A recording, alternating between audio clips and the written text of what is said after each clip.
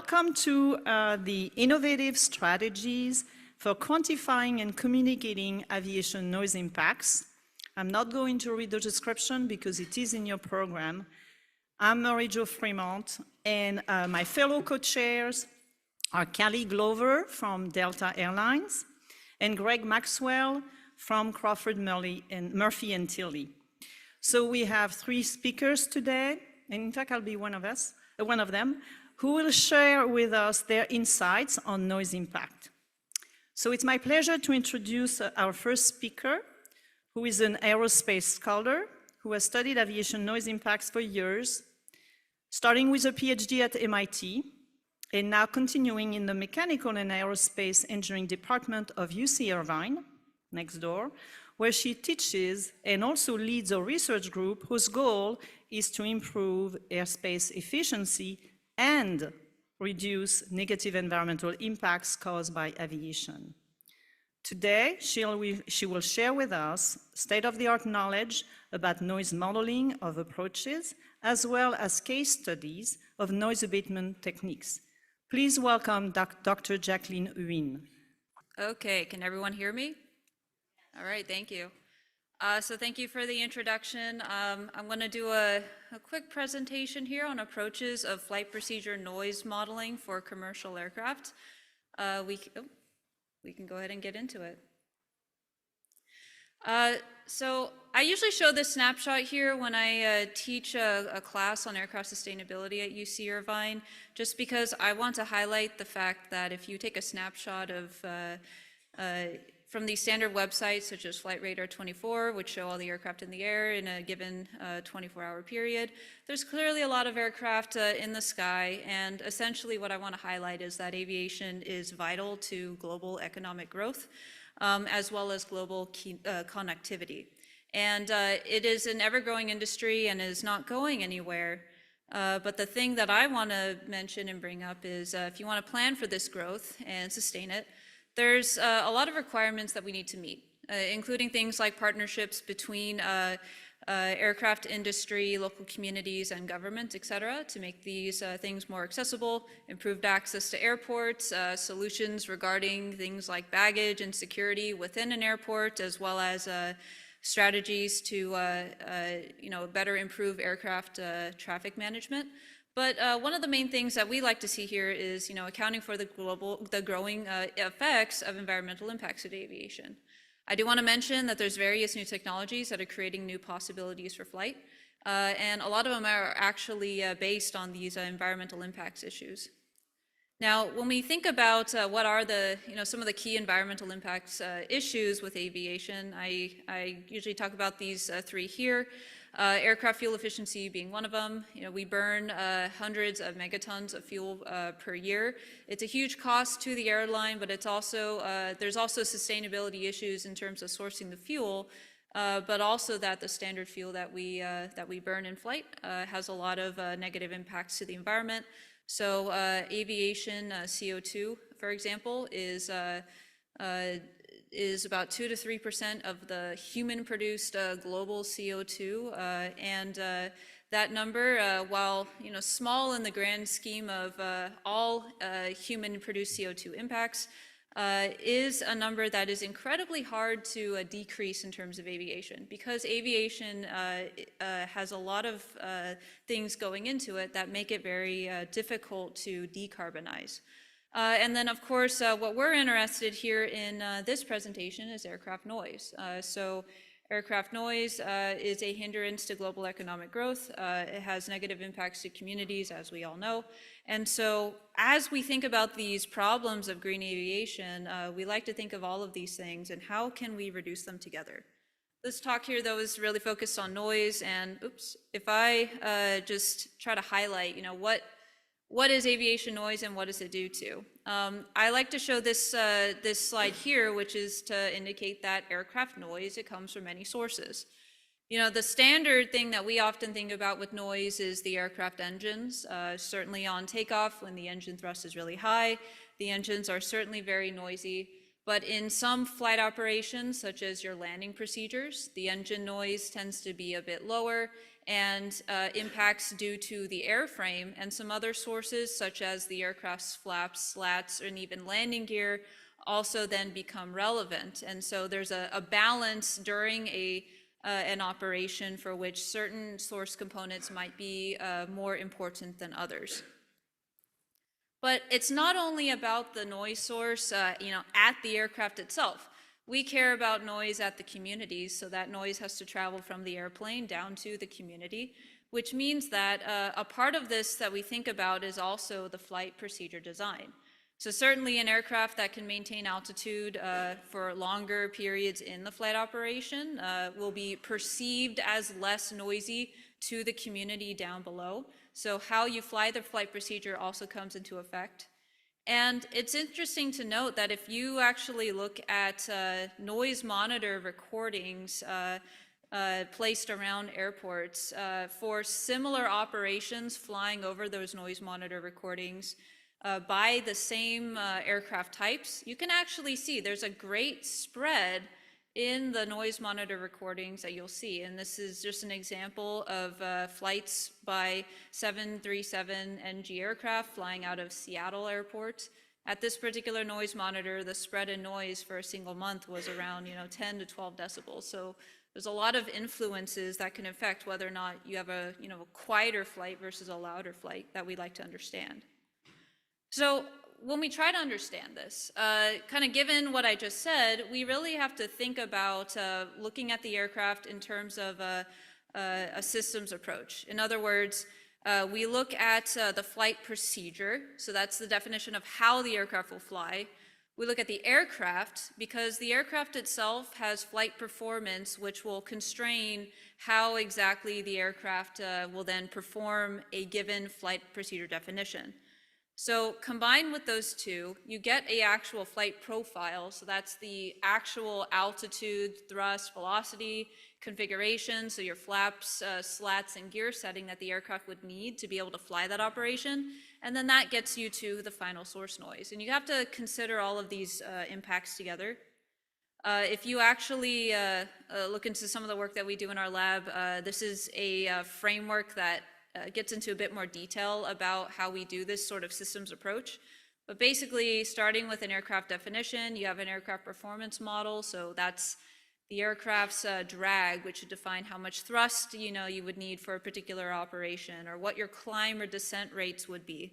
The aircraft would also have these detailed airframe and engine capabilities. And so those together, along with the flight profile definition, would then be fed into an aircraft noise model. We can then model the aircraft noise, including the noise at the source, and then what the community actually hears on the ground. And if you combine those results with information about the surroundings, like the airport geometry, the distribution of the population surrounding the airport, et cetera, then you can do an overall community noise impact assessment. So I wanted to sort of highlight here a couple of different options for modeling aircraft noise that we often utilize. First one is noise power distance-based models. So these are basically noise interpolated from existing data tables as a function of power setting. And these are very useful if you want to simulate many operations all at once, and also if you wanted to look at things like lateral flight procedure adjustments. Other examples include noise source component models. Now these tend to be a lot more sophisticated in the sense that they're essentially describing functional relationships between components of the aircraft and the noise levels that those source components produce. And you might want to do this if you're looking at a more detailed flight operation, such as an approach procedure where particular locations where you let out your flaps and slats might become relevant. The issue is that they require a lot more extensive set of inputs when you want to do this type of modeling. And then finally, this is something that's also up and coming in our work, are these data mining derived models. So these are models associating things like surveillance data, weather, as well as airport noise recordings together to try to understand how the noise is impacted by various factors using machine learning approaches. It does depend on availability of the data for how good these models can become. But theoretically, if you have a lot of good data, then you can get very precise ways of representing the noise impacts depending on a variety of factors. Now, I did want to just show an example case study looking at one of these types of operations. We've looked at various approach procedures, departure procedures in our lab.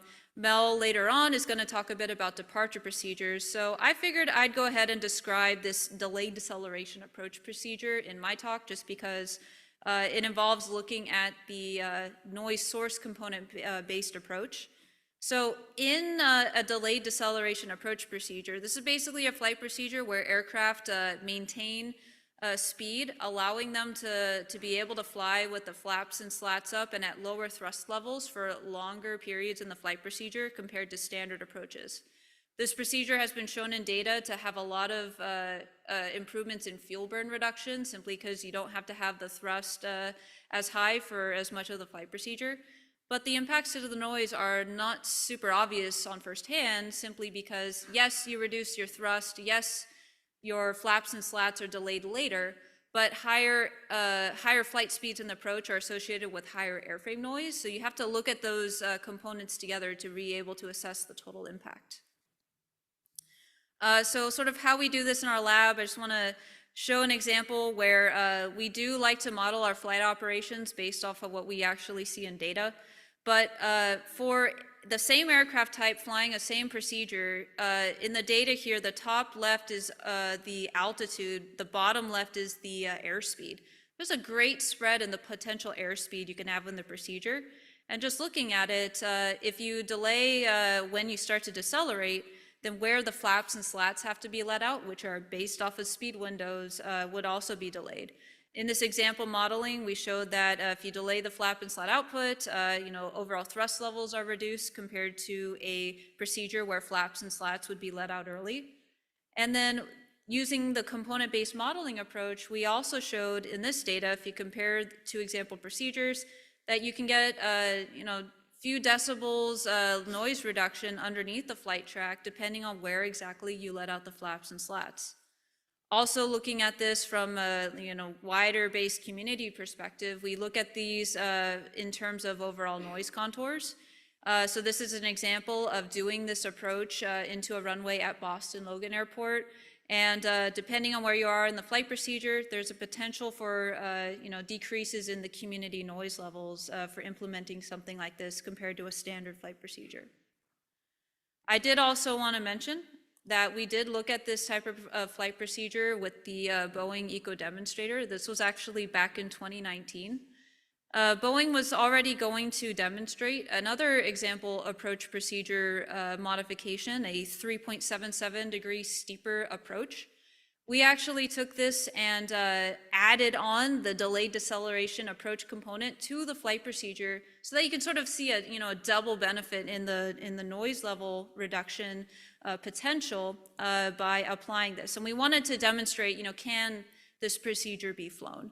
And so we actually, the airplane was actually flown in this way, landed at ACY Airport, demonstrating the flight operation. You could actually look up this flight in FlightAware if you wanted to look up data back in November of 2019. So this data on the left is showing that actual operation. The bottom chart is showing the modeled thrust, and the right chart is showing the modeled noise levels for this operation. And I'd like to compare it to another example here, which is the same airplane, but doing a standard approach procedure, where the airplane decelerated very early on.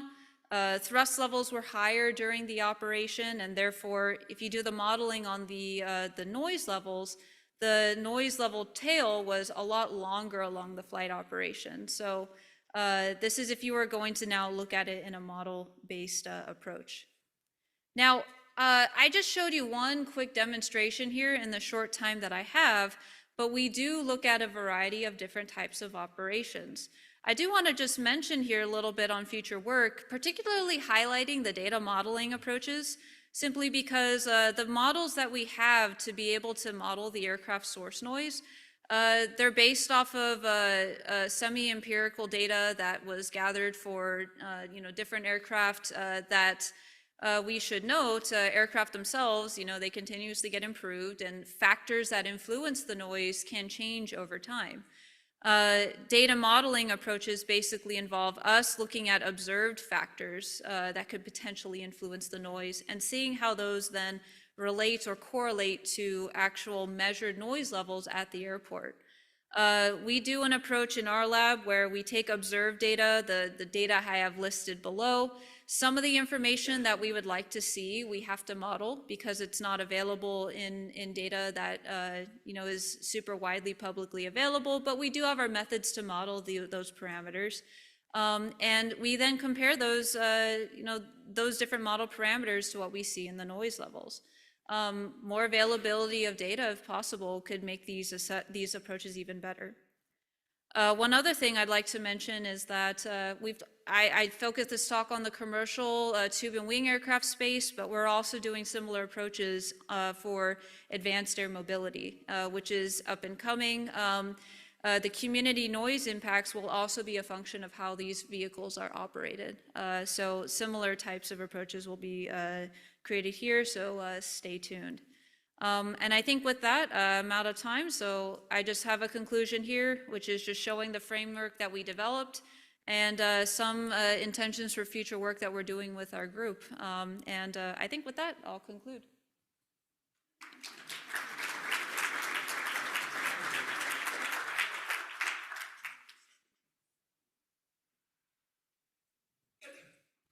Thank you, Dr. Huynh. Next, I'd like to introduce Mel Beale. Throughout his career, Mel has gained a wealth of experience in aviation, engineering, and business. He earned a bachelor's degree in mechanical engineering and an MBA, both from the University of Virginia. He's now a management consultant in the aerospace industry and resides in Orange County, 2 miles from the end of the runway at John Wayne Airport. Mel has been a board member of the Airport Working Group at Orange County since 2007 and president since 2016. Mel collaborates with airlines operating out of Orange County and acts as an advocate and liaison for the community. Today, he'll show us how he uses data to derive ways to mitigate noise that can be shared with the community.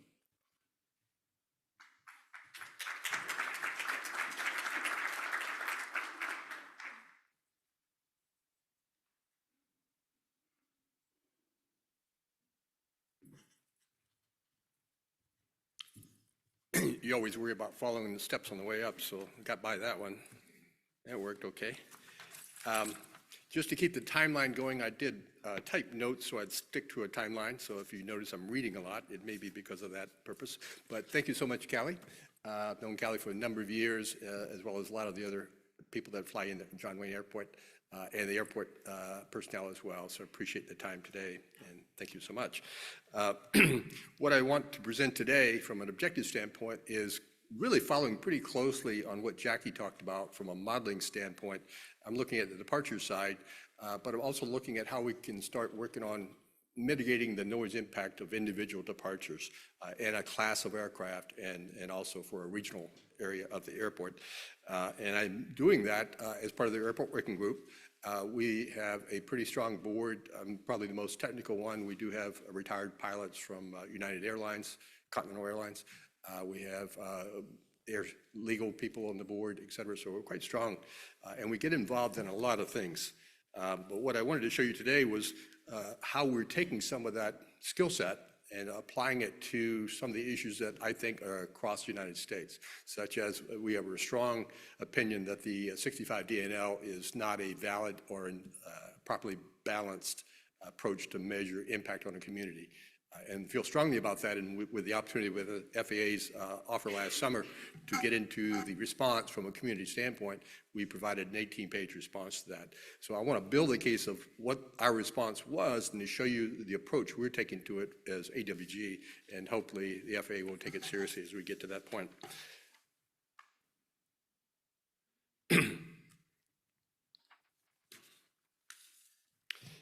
I'm going to skip this one. This is kind of a repeat of the objective I just mentioned, but it's in the document. All these are being posted probably in several weeks. You'll have a complete copy of this and go to the nuts and bolts of what we're talking about. Just to set the table, this is John Wayne Airport. Is the geography of that. You can see the airport area. You can see a typical departure track, and I pointed out the noise monitors. It's 3 on the arrival side, 7 on the typical departure side off runway 20R. Noise monitor 6 is where my arrow is pointing. I live 2 blocks from that noise monitor. So I watch that noise monitor data very closely. And we have a good relationship with the airport. We get all the data off every commercial departure going out of John Wayne. I've got, I think, at least 3 years worth of every departure for every noise monitor reading. And we take that and created our own Excel spreadsheets with pivot tables, and so we can look at by aircraft type, by carrier. I could almost look by crew if I knew the crew flying it, but so we've got the information. And this is a typical departure, just a real quick, this is United Airlines. They're flying a State 3 departure, which is approved for John Wayne. It's a 2-turn procedure. It's in a DP1, you guys familiar with that? It's a close-in departure procedure. They cut back at 1,200 feet, and they're doing that at our request. They were originally cutting back, matter of fact, they were flying Dash 2s, and I requested they fly Dash 1s, and they changed within 2 weeks, and we changed their cutback from what they were doing, I believe it's 1,000, they're cutting back at 1,200 now. So that's the standard procedure. That doesn't mean it's perfect or is gaining us any great benefit. So based on having the data, the year's worth of data, and knowing the airlines, we put together some workshops, invited the airlines to participate, and in that we were looking for common areas that we could improve a departure from a cockpit standpoint, not so much from an FAA track standpoint, not so much from building an airplane at Boeing, et cetera, but from a cockpit standpoint. And so from the takeaway from that was that there are differences in how each of the 7 carriers that are predominant carriers at John Wayne are using the procedure. The same procedure, same track, you'll have different performance. I get different noise numbers, and I report those and I feed them back to the airlines. And Kallie gets a copy of those for Delta. So from that, we can do a deep dive on what it looks like. And I want to show you an example of this deep dive. This is not the point of the presentation today, but it's to show where I built a database that I then want to use for the proposal to the FAA on how they might change the noise metric. So I was able to get sim time on a Boeing 737-800 aircraft and ran about 18 procedures, 30 in total, but about 18 I pulled definitive data from. And then we were able to use the FAA tool, the AEDT-3E tool, to create the contour maps. This is for SEL level noise map. The one on the left was essentially that same flight you just saw departing. It actually wasn't that flight, but on the simulator, that's the data that came off of it. So what I requested from the simulator was to get about 15 parameters every 2/3 of a second up to 5,000 feet. So wheels up, 5,000 feet, you're offshore, if you remember the geography of John Wayne. And that became the comparative, if you will, the standard as is today. And then those other 11 to 12 takeoff procedures were modifications, different tracks. Instead of running stay, we ran Piggins, ran Heroes, we ran different changes in altitude. As far as cutback, instead of 1,200, we did a 1,500, and a number of other changes to look at what the differences would be. The one on the right, and again, I won't go into this detail, but the finding on that was there are some significant things we believe we can impact on making those procedural changes. If you notice the little dotted line across the top and the color coordination, the amber color, I'm calling it amber, the darkest color, is 90 dB and above. So that's close to the airport. It's very loud on that single departure, 90 dB. The next color, which I guess is gold, is 85 to 90. And as I mentioned to you, I live close to noise monitor 6. I'm right at the border of that 85 to 90.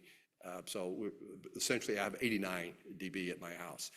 So that's pretty high. And we have 145 departures a day, plus other non-commercial aircraft. And on the right, I was able to move the line up before my house, so I'm not at 80 anymore. I'm probably about 86. And actually was able to see an improvement of about 4 or 5 dB at my house, just using that as a target line. So that was a database, but and we're working with airlines about procedural changes on that. But what I was able to use is this left model. I have all this data. It's 5,500 points of data that we could use for other purposes. So a derivative value of this is how might we use this to look at what a different contour than a 65 contour would look like if I change some of the parameters, such as time dimensions. Instead of 24 hours, 365 days, if I change that to a smaller window of time, Everybody who lives close to an airport knows, as they call it, airline industry, they call it pushback, when you push the plane off the blocks and then you take off. In the morning at 7 a.m., John Wayne, that's the pushback. You got 22 gates pushing back at one time, all lining up to take off. For about 2.5 to 3 hours, it's continuous takeoffs, about every 40 seconds. And again, they go right over my house, so I know those and I can count them. But if I took that period, and if you remember our medical discussions yesterday about each occurrence is actually a medical issue from cardiovascular and otherwise, what do you think 2.5 hours are of continuous departures at about 89 dB? Pretty high, pretty high. Yeah, I was lucky I could even be here today.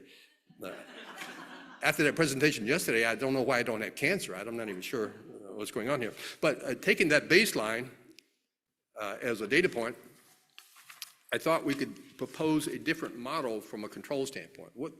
And I'm not looking to go backwards and say that, we've got these homes insulated in the 65 DNL area. I think there's 125 homes at John Wayne, roughly 120 something, that's in that area, and they have to be sound insulated or have the opportunity to do that. If we look at a different DNL that has different dimensions, would that require more sound insulation?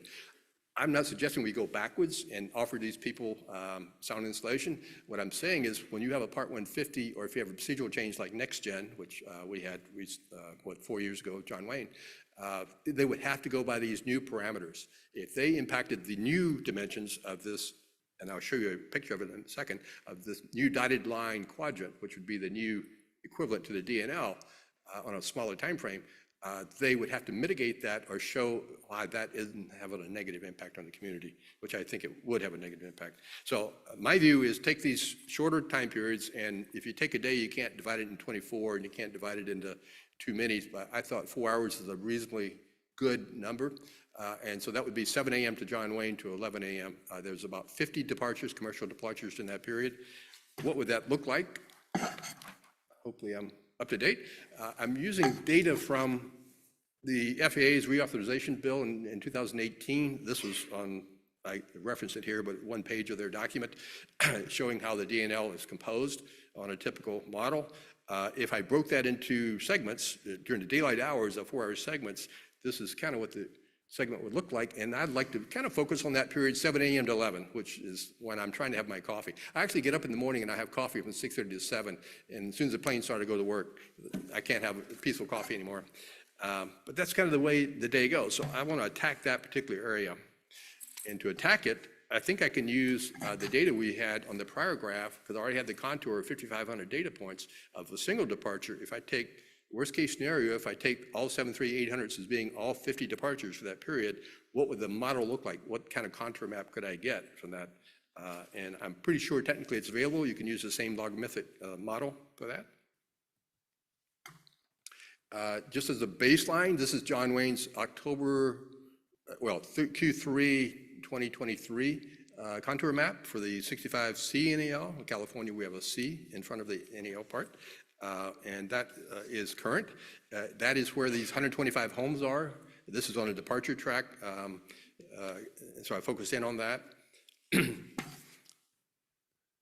If I take the model I had of the standard departure, not the improved one I'm pushing, but the standard departure, and try to overlay the John Wayne, I can't see this too well, but hopefully it's there. Oh, there it is right here. Yeah, the hard dark line is my view of the overlay of the current John Wayne C and EL. And I looked at the street maps, their streets, and I tried to point it to where the streets are, et cetera, to get that. So you can see it's well within the 95, above 90, it's about 95, but it's above the 90 amber color, well below that. And you've got much more 90 below that. And then you've got the 85 to 90 and the 80 color line. So I'm trying to see what impact this new model might be. And the exam question is, how do I do that? Let's run through the formula. Let's put it through the metrics and see what I've got on a 4 hour basis. Or we could use a different basis. I'm just saying let's take a target of 4. And then if there was something useful from this, this would be the baseline you could use for Part 150 in the year 2025. I'd say 5 years to improve this, but 2030 anyway.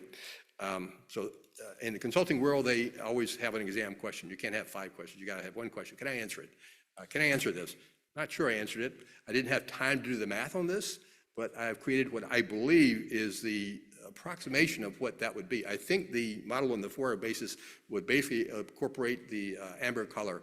It would be all of the 90 dB level, which would be my house. So if there was a Part 150, something happening in 2 to 5 years from now, and they were going to negatively impact my house, if they had to run this in their NEPA study, and that line moved from that either additional capacity or a different aircraft type or a different route, they would have to mitigate that, or they would have to, I don't want sound insulation on my house, but they have to do something. So that's the point. Is there something we could do that would put in place something more useful and less biased toward the industry, more biased to the balance between the community, the governmental agencies, and the homeowners? This is a blow up, just so you can see a bigger picture. That's what it looks like. There's no takeaway than this. I do want to stress this is illustrative only. It means I don't have data backing up that dotted line yet. I'm working on that. I think we'll have it in the next 60 to 90 days, and hopefully we'll be consistent with that. And those who might be interested, I'll have that somewhere downstream. This is almost my last slide, but the model question is, okay, if it got there, is if we were able to redefine that contour and look at that as some kind of dimensional 4-hour basis instead of a 24-hour basis 365, would that be adequate? Is that the only metric we need? No, I think we need a family, a set of standard metrics. I think and above and LMAX and some of those during periods of time would also be very useful, and to have those sets, and you could have to meet all 3 of those in theory to be compliant. But at least if we get some of this started and conversation started, I think we're well on our way. So the metric might be an LMAX or an N above that we would use to kind of parry that. And this is my last slide, my closing message. My belief, and it's probably common from this room from what I heard, was that the 65 DNL is widely unpopular and has yielded little protection. I have some personal examples that I can tell you at coffee time of how that has not worked so well for next gen for my home area. The FAA has opened the door to innovative approaches to provide balance to the future Part 150 expansions or flight procedures like next gen. AWG recommends, because you can't depend on me and I'm not a scientific expert and I'm not qualified, that we do have a blue ribbon group, but composed of community members that do understand the context and lexicon, to be involved in that with a tight report out time window. We don't want this thing to go 5 years. Get a window out there, set it out for 36 months or whatever the reasonable level is, and have something in place and create this replacement for the 65 DNL on a model similar to what I proposed or some others that have been put forward in other 4,800 comments that the FAA got, but has some that are addressed specifically and propose going forward with those and look at as a set of metrics and not a single metric. So that is my pitch. I don't know if I went fast on something fairly complex. I have a nuclear engineering background as well, so I can get complex. But I will be available for questions later, and we can talk at break time. Our next speaker has been involved in issues surrounding aviation noise for the past decade. Her interest in the field was sparked by flight path changes as a result of the FAA's airspace redesign efforts in the Bay Area, which directly affected her community of Palo Alto. In response, she has dedicated much of her personal time to educating herself and residents about the topic and working with affected communities, operators, the FAA, and government officials to promote collaborative aviation noise solutions. Please welcome Mary Jo Fremont.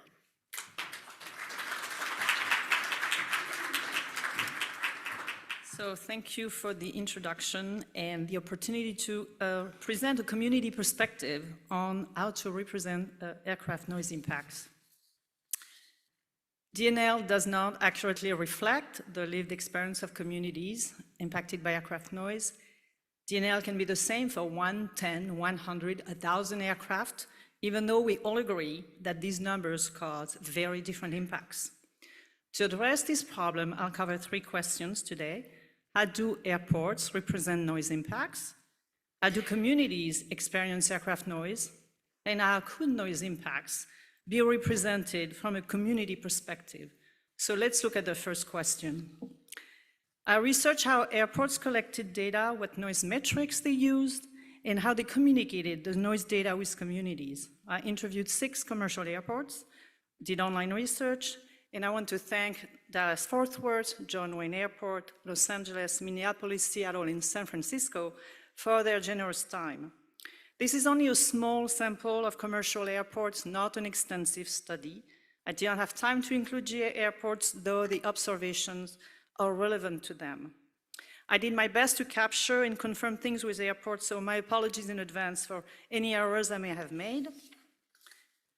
So airports had lots of things in common. They have many permanent monitors that have typically been in the same locations for years. Most monitors are close to the airport, and many are used to delineate the 65 dB contour. In terms of best practices, several airports use portable monitors for temporary monitoring, and a couple of airports have slightly more balanced coverage distance-wise. Seattle and San Francisco have 2 permanent monitors beyond 10 miles, and also San Francisco uses temporary monitors every quarter in 3 locations, 15 to 20 miles out.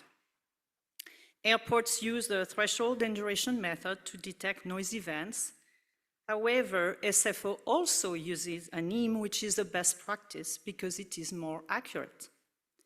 The threshold and duration method undercounts noise events. Planes not loud enough for long enough are not counted as aircraft noise. All airports periodically model their DNL contours using ADT. In addition, MSP and SFO also use noise modeling to quantify the expected noise impacts of some potential changes. MSP is looking at a potential RNAV departure, and SFO is modeling future GBAS approaches. Typically, airports use the DNL metric. However, a couple of best practices stand out. Both MSP and SFO calculate N above, which count the number of flights above a certain noise level, and SFO also calculates the ambient noise at each location.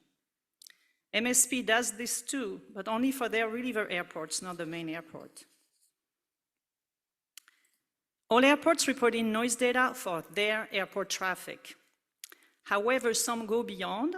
Seattle, San Francisco, and John Wayne report noise caused by multiple airports.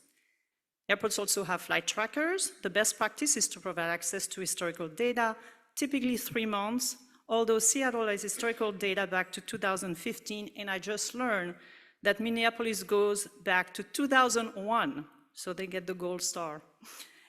Airports publish DNL contours periodically, some quarterly, some yearly, some when they do a Part 150.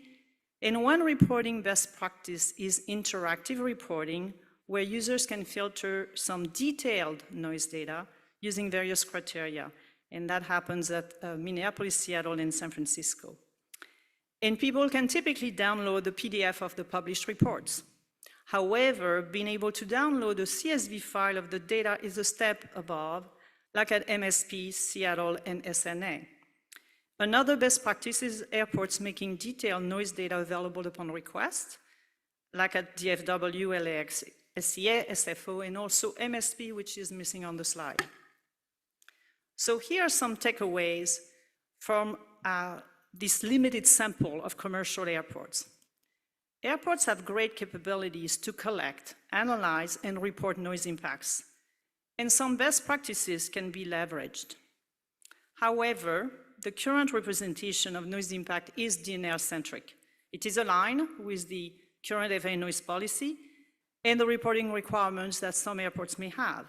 However, airports have full discretion on how to report noise impacts. The current reporting also has limited value because monitor coverage is imbalanced for a next-gen environment. Communities far from airports are affected by concentrated next-gen path. Airports need to put monitors, multiple monitors, on the flight path 10 to 20 miles away. Noise impacts, including DNL, are typically underestimated if ANIM is not used. And detailed data like day, time, flight number, altitude, etc. are typically not published. So these shortcomings could be fixed. However, let's look first at how communities experience noise, because that's what should inform how to represent noise impacts. Different people will perceive sound differently. You heard this from the Langley researcher. However, people will perceive sound relative to their ambient noise. For example, in this graph of fictitious noise data, which shows various noise events. Some could be aircraft noise or some other noise events. You see how they're subjected to this noise. People will perceive the noise event above the ambient noise, which is this line on this graph, horizontal line, which is about 35 dBs. Ambient noise is the noise level that is exceeded 90% of the time. It's sometimes called background noise. Ambient noise is not community noise, which is the cars, the trucks, the leaf blowers, whatever. Ambient noise is affected by community noise. The more community noise, the higher the ambient noise. So the first factor in experiencing aircraft noise is how loud the aircraft are relative to ambient noise. The same aircraft noise will be more intrusive in areas with lower ambient noise. As Peter Kirsch said, this is about adapting to community differences. A second factor is how many times was there aircraft noise. All aviation noise should be counted. This means everything that flies, regardless of what it is, where it's coming from or going to, and who is flying it. All of them. A third factor is when did the noise occur? That's why we have nighttime penalties. And a fourth factor is how frequent were the aircraft. This can be handled with cadence or frequency penalties like nighttime penalties. And again, the Langley researcher touched upon that. So let's look now at an actual noise experience of a community using these four factors. Here are aircraft noise events recorded by SFO on May 19, 2023, in one location in Palo Alto. Thank you to the SFO Noise Office for providing the data. All the noise events were identified by ANIM. May 19 was a typical day. All airports in the Bay Area operated in standard flows. The noise monitor recorded 328 airplane noise events over 24 hours. 66%, the red dots, were from SFO, which is about 17 miles away as the crow flies. 20%, the purple dots, were from the local Palo Alto airport 2 miles away. Almost 10%, the black dots, were from the San Carlos airport 8 miles away. And the remaining 5%, the orange dots, were from other airports or the data were confidential. And by the way, this doesn't count helicopter flights, which also happen. All aircraft noise events were above ambient noise, which is 35 dBs at this location. CNEL was calculated at 50 dBs for that 2 weeks of noise monitoring. So let's look at the four factors mentioned earlier. How loud? Oops. Okay. How loud? All were above ambient. Almost 90% were at least 15 dBs above ambient. Almost 30% were 25 dBs or more above ambient. How many? 328 aircraft over a 21-hour period because there was no aircraft for 3 hours at night. When? Most flights were during the day, with 47 flights at night. And how frequent? The daytime average was 19 aircraft per hour. That's 1 aircraft every 3 minutes. The range was from 11 to 27 planes per hour. At night, the frequency varied a lot, so averages don't work. Before midnight and after 6 a.m., it was 10 to 13 planes per hour. After midnight and before 6 a.m., it was 2 to 5 planes per hour, not counting the 3-hour break. So let's look at a metric that could capture the four factors. That metric is N above ambient.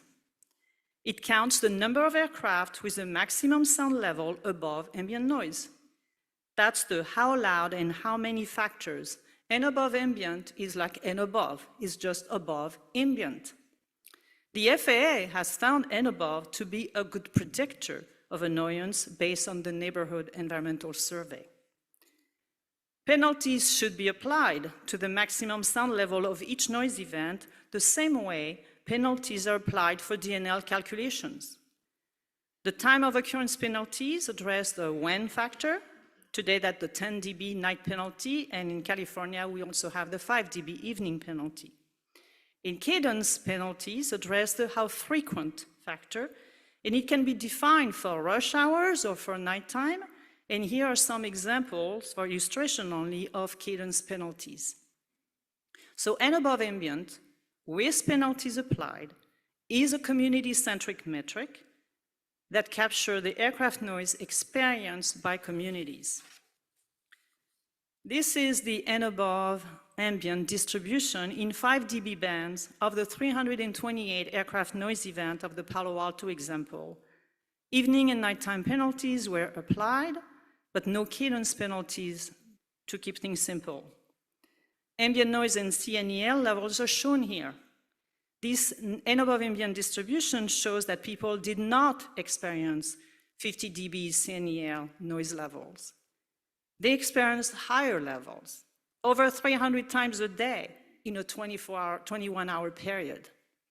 So how do we capture the total aircraft noise that people experience? Let's look at the Palo Alto monitoring data again.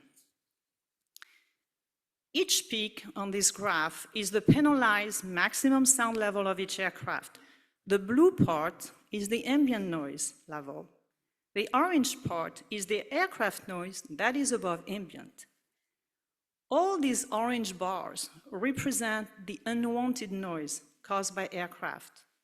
These orange bars can be summed up to capture all of the unwanted aircraft noise for that day. That sum is called the total noise index, TNI, not TMI. It's the sum, it's the total unwanted aircraft noise above ambient over a period of time. It is the sum of the differences between the penalized LMAX values and ambient noise for all of the aircraft noise events. TNI is a proxy. It's not the total noise because it uses the maximum sound level, not the sound energy level.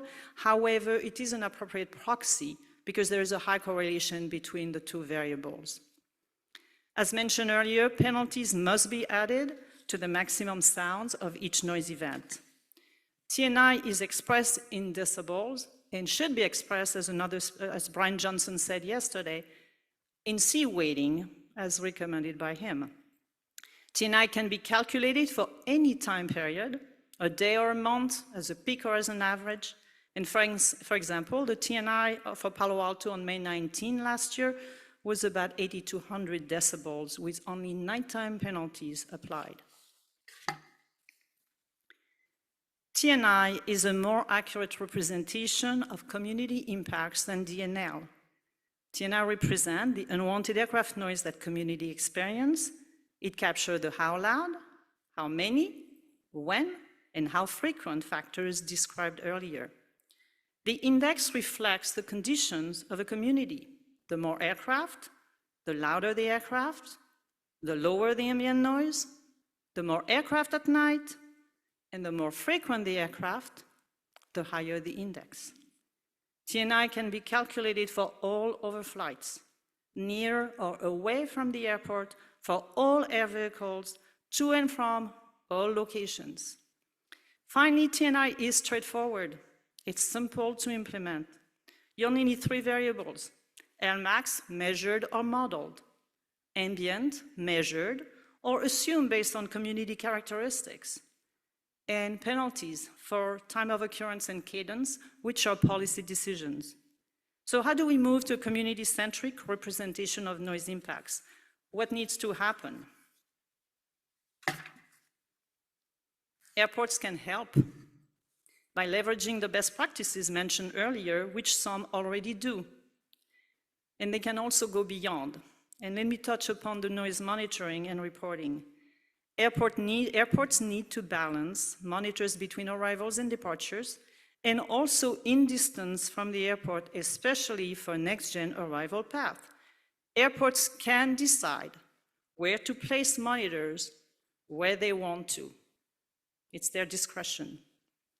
Airports also need accurate data. That means using ANIM in addition to the old method until state reporting requirements change. And airports should use their full discretion to report all air traffic, ambient noise, and noise metrics like N above ambient and TNI. The FAA has to do its part as well. The FAA should update its noise policy. That's underway. The FAA also needs to improve ADT, especially on the next-gen arrival far from the airport.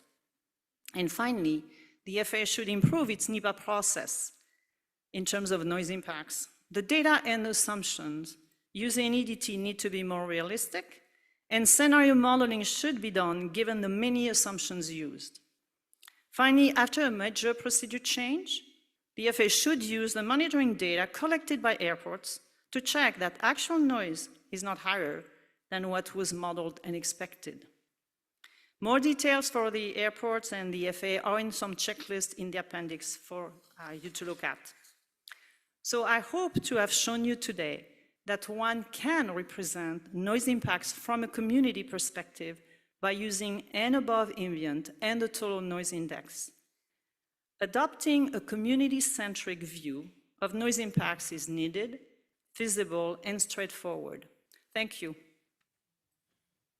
Thank you, Mary Jo. We're going to start the question portion of our session. So the first question is for you. Okay.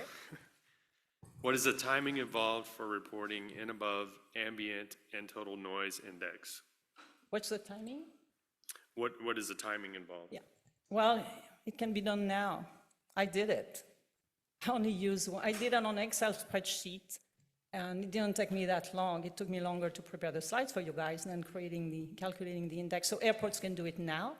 They have the data, and they can just share that with their communities. They don't need to wait for an FAA noise policy to do it. They don't need to wait for requirements to change or anything. They can. In the spirit of transparency, I would highly recommend for the people in the communities, roundtables, et cetera, to ask the airports to do it. And you will be so surprised by the footprints of the noise impacts. It will be very, very different from what you're used to see in the DNL 65. So it can be done now. Jacqueline, next question is for you. What range of variance is there between noise power distance and other approaches, flaps, slats, et cetera, for modeling? Is this just, okay. That's a good question. But am I allowed to say that it depends? Because it really does.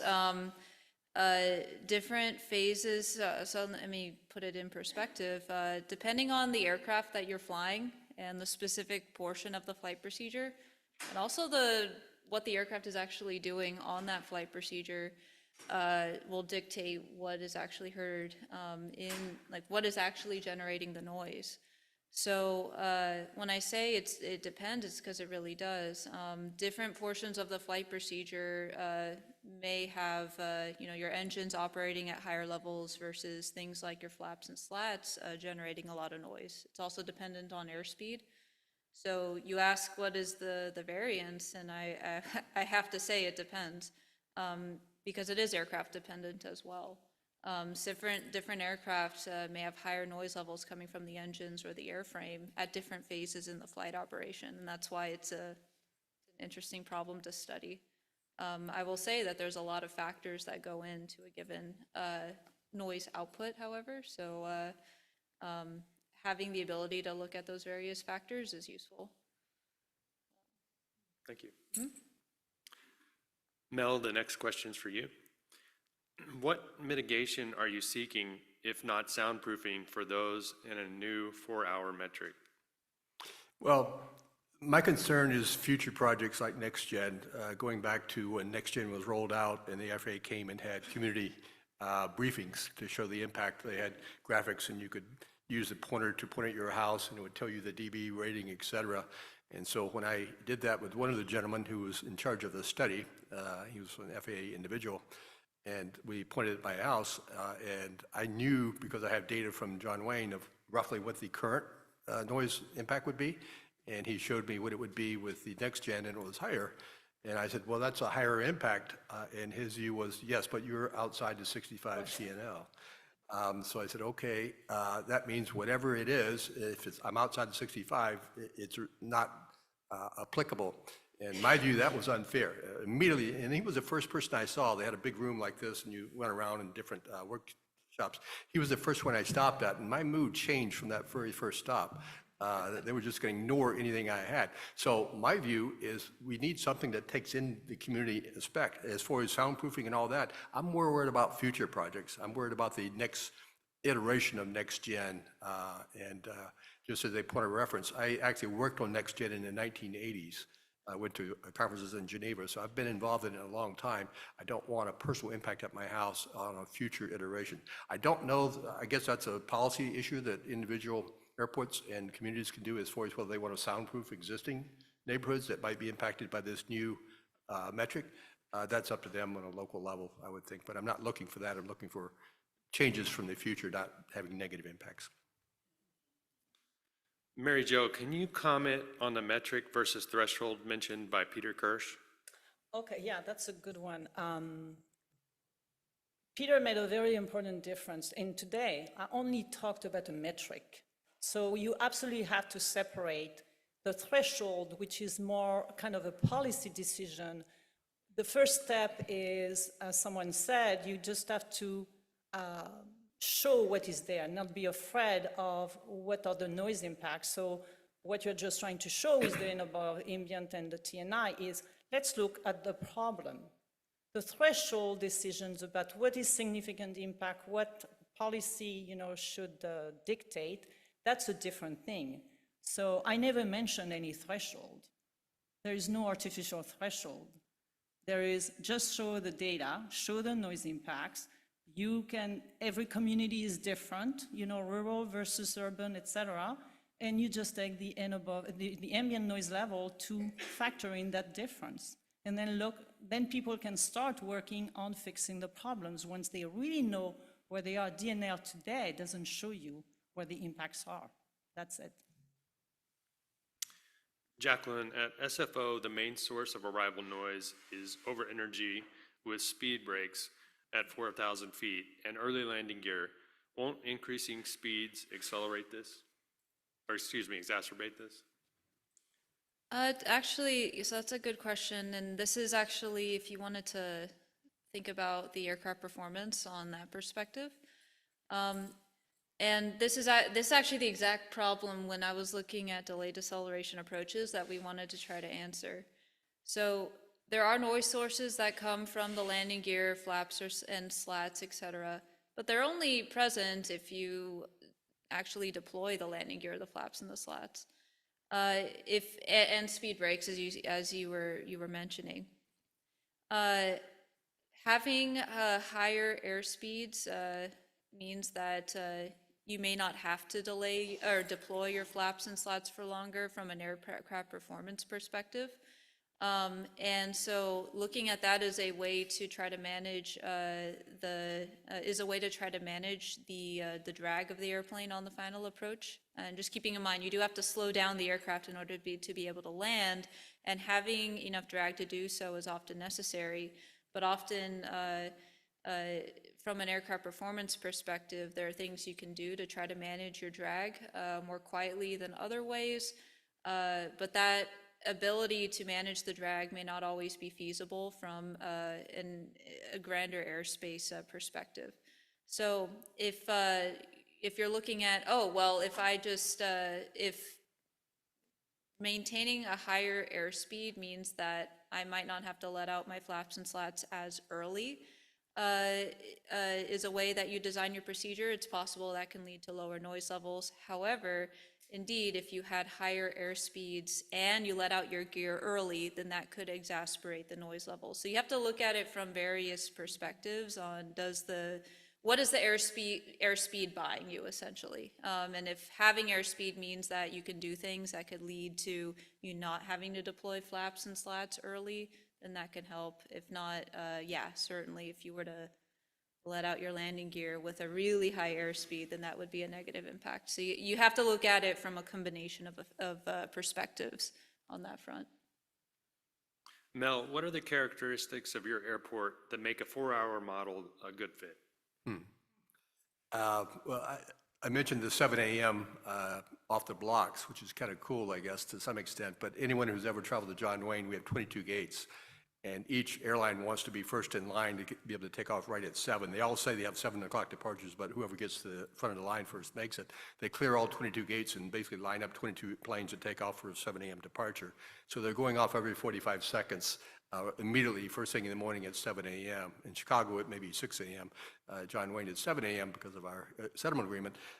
To me, I actually don't think you need to look at the whole 24 hours. I think your high activity periods, both morning and evening, could be your control points. You always have the people returning, the arrivals, and also the final departures to go to other cities. And you've got that period at the very beginning of the day, that 4-hour period. So that's why I selected the 4-hour model. It's also very community-centric. That's when we're impacted. We're not impacted so much at 11 a.m. when there's 4 flights between 11 and 11:30. We're impacted at 7 a.m. when there's one every 40 seconds. So, Thank you. Next question, I'm going to direct it towards you, Mel, and Jacqueline, maybe you can answer as well. But the question is, will blended wing design aircraft decrease aircraft noise? And if so, any sense of timing on production and use by airlines? that one is more you, Jackie. That's a very good question. I actually really like the blended wing body design. If you look at the studies that have been done on, what are the noise reduction capabilities of a blended wing body, it's actually pretty impressive how significant the reductions can be. Blended wing body designs often feature things like having the aircraft engines on top of the aircraft, so that is a shielding effect. It's possible that they may be able to land at slower airspeeds than other aircraft, which would also have a benefit for reducing the approach noise on arrival. And so really, they are, I think, one of the best potential ways in which we can get to lower, really low, like really quiet noise levels on approach and departure. Now the question is on implementation. It's a very extreme difference to current commercial tube and wing aircraft that we see today, and there's a lot of integration challenges. But there are some industry who are really looking hard into hopefully implementing these. Industry like Jet Zero, for example, is currently designing a BWB aircraft, which we hope to see within this next decade. Hopefully sooner. I mean, that would be, an ideal set. But it's a question then on challenge of overall adoption. It would lead to just an extreme difference from what we currently have with our commercial tube and wing aircraft. But I do think that if you really want to get to really innovative, large changes in aircraft noise levels, I do think a modification to configurations is going to be necessary. That's great questions. Thank you, everybody. And thank you to our panelists for putting this together and for participating.